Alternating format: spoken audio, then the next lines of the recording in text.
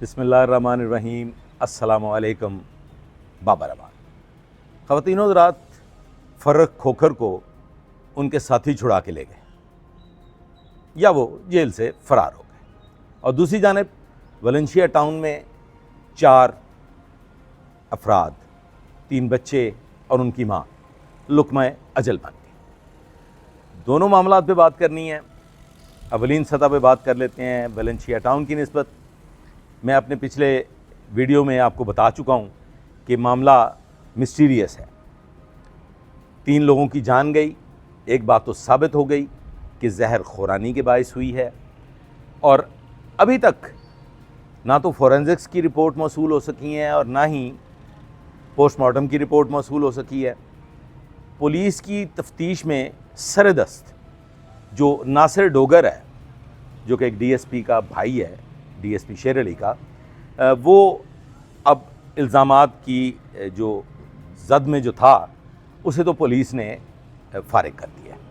خاتون کی نسبت یہ بتایا جا رہا ہے کہ پہلے بھی وہ اس طرح کی ایک اٹیمپٹ، یعنی کہ خود سوزی کی ایک اٹیمپٹ کر چکی ہیں۔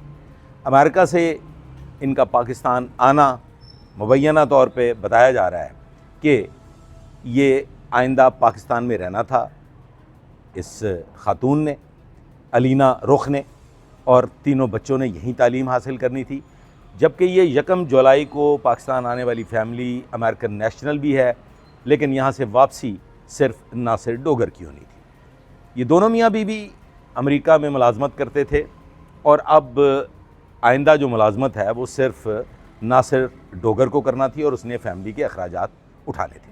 وجوہات کچھ اس طرح سے بیان کی جا رہی ہیں کہ علینا جو ہے وہ مینٹلی ڈسٹرب تھی، وہ کسی ذہنی بیماری کا شکار تھی، اور اس نے آئس کریم میں اپنے بچوں کو زہر ملا کے انہیں تڑپتا ہوا اپنی نظروں کے سامنے اس دنیا سے رخصت کر دیا۔ اور پھر بعد ازاں یہ بھی بتایا جا رہا ہے کہ ناصر ڈوگر کو بھی اس نے وہی آئس کریم کھلانا چاہیے، لیکن ناصر ڈوگر نے کسی وجہ سے، کسی بھی وجہ کے تحت وہ آئس کریم نہیں کھائی، اور وہ زندہ بچ گیا۔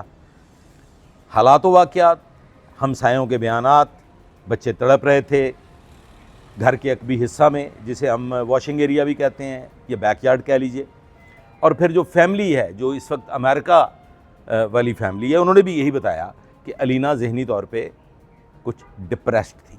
ڈپریشن کی کیا وجوہات ہوں گی ابھی تک سامنے نہیں آ سکیں۔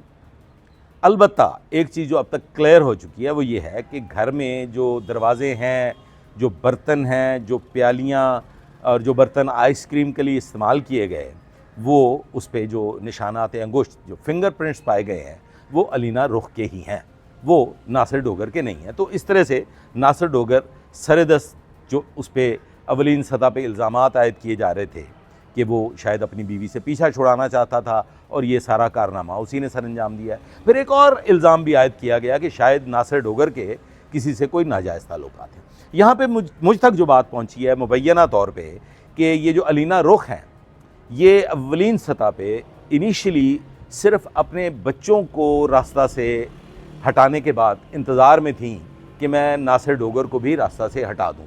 کیوں راستہ سے ہٹا دوں، یہ وجوہات بھی ابھی تک سامنے نہیں آ سکیں۔ یہ جو زہر ہے جو کہ کیپسولز وغیرہ میں تھا، اور اس کی باقیات بھی اس گھر سے ملی ہیں، اس کی نسبت بھی ابھی تک کوئی مدلل بات سامنے نہیں آئی۔ وہ بھی تحقیق طلب ہے کہ وہ زہر کہاں سے آیا، ویدر امریکہ سے لایا گیا، پاکستان سے خریدا گیا، کیونکہ یہ 1 جولائی کو پاکستان آتی ہے فیملی، اور یہ واقعہ جو ہے یہ 17 تاریخ کا ہے۔ مینز ان دیز 16 اور 70 ڈیز اس نے یہ زہر ارینج کیا، اور پھر فائنلی اپنے معصوم بچوں کو، 15 سالہ، 11 سالہ اور 9 سالہ بچے کو اپنے ہی ہاتھوں مار دیا، لقمہ اجل بنا دیا۔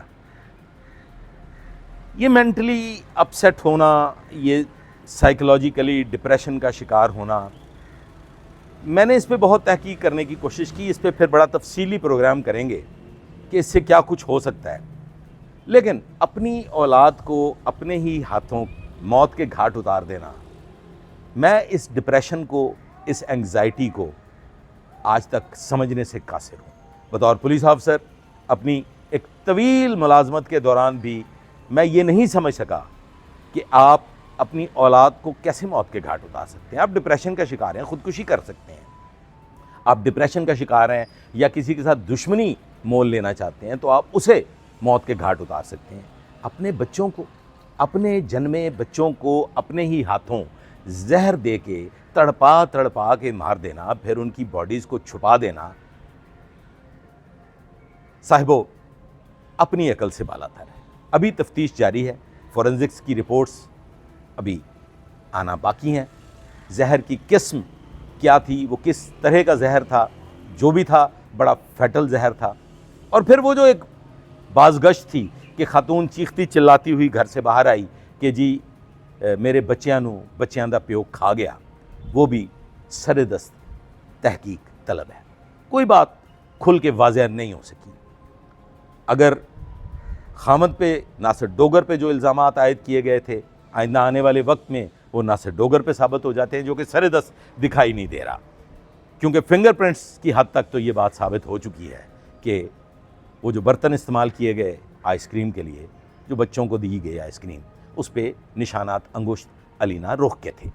اب علینا رخ کیا صرف وہ سرو کرنے والوں میں تھی کہ اس نے کوئی بھی لائی ہوئی آئس کریم اپنے بچوں کو کھلائی؟ اور پھر ایک آدھ اور بیان جو سامنے آیا جس میں کچھ لوگوں نے, جو محلہ داران تھے, انہوں نے آ کے ناصر ڈوگر کو بتایا کہ آپ کے بچے گھر کی پچھلی جانب کراہتے ہوئے دیکھے گئے ہیں اور وہ شاید کسی مشکل میں ہیں. تو ناصر ڈوگر کا یہ جواب کہ نہیں وہ تو فلم دیکھنے گئے ہیں. ناصر ڈوگر نے کیوں تصدیق نہیں کی, کیوں انتظار کیا بار دیگر اس اطلاع کا کہ بچے کسی مشکل میں ہیں, اور وہ ان کے کراہنے کی آوازیں آئی ہیں اور ان کے کچھ چیخنے چلانے کی آوازیں آئی ہیں گھر کی عقبی جانب. تو فوری طور پہ ناصر ڈوگر کو تو فوراً اس عقبی حصہ میں جانا چاہیے تھا, اسے چیک کرنا چاہیے تھا. انتظار کس چیز کا تھا؟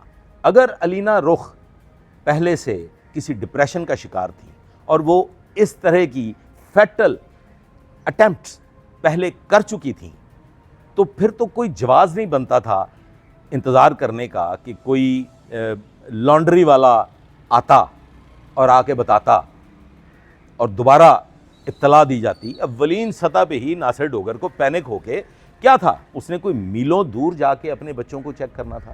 قریب ترین بچے موجود تھے, اور پھر خاتون خانہ نے کیا بچوں کو زہر دینے کے بعد ان کے اس جہان فانی سے رخصت ہونے کا انتظار کیا؟ کیا وہ اس انتظار میں تھیں کہ وہ ناصر ڈوگر کو بھی اس زہر کے زیر اثر لا کے اس دنیا سے رخصت کر دیں اور پھر زہر خورانی کریں؟ بہت سے سوالات ہیں اس میں, اس کے پس پردہ. باقی جو بھی ہے, رومرز بے شمار ہیں.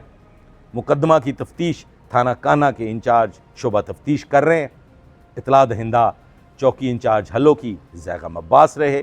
Senior officers S P investigation اور دیگر بڑی گہری نگاہ سے اس تفتیش کی مانیٹرنگ کر رہے ہیں. جو بھی صورتحال سامنے آئے گی, مجھے بھی تجسس ہے, میں بھی جاننا چاہتا ہوں کہ آخر یہ ماجرا کیا ہے, یہ مسٹری کیا ہے. تو اس مسٹری کو انشاءاللہ بہت جلد کھولیں گے اور لمحہ بہ لمحہ امریکہ سے لے کے پاکستان تک کی پوری کہانی آپ سے ڈسکس کریں گے, اور پھر چند نتائج اخذ کرنے کی کوشش کریں گے.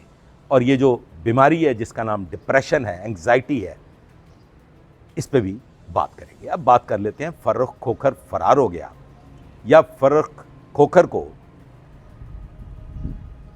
کسی ساتھیوں نے چھڑا لیا.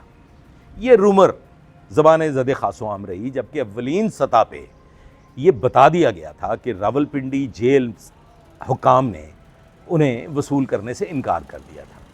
اس کی وجوہات بیان کی گئیں کہ راولپنڈی کے چونکہ وہ وسنیک ہیں, راولپنڈی ان کا مطلب ایک گھر ہے, تو راولپنڈی میں بہت بڑی تعداد میں لوگ جیل آئیں گے ان سے ملاقاتوں کے لیے, کوئی ناخوشگوار واقعہ ہو سکتا ہے. تو فائنلی فرخ کھوکھر کو راولپنڈی اڈیالہ سے میاں والی منتقل کر دیا گیا. تو افواہوں کی جہاں تک بات ہے تو آپ ذرا غور کر لیجئے کہ افواہیں کس طریقے سے پھیلتی ہیں, کتنے وسوخ سے, کتنے بوانگے دہل چلا چلا کے بڑے بڑے समझदार लोगों ने ये बात कही कि फ़र्रुख डोगर फ़रार हो गए हैं या उन्हें साथी छुड़ा के ले गए, और ये भी सवालात होते रहे कि क्या साथी छुड़ा के ले गए हैं तो आइंदा फ़र्रुख खोखर का अंजाम क्या होगा।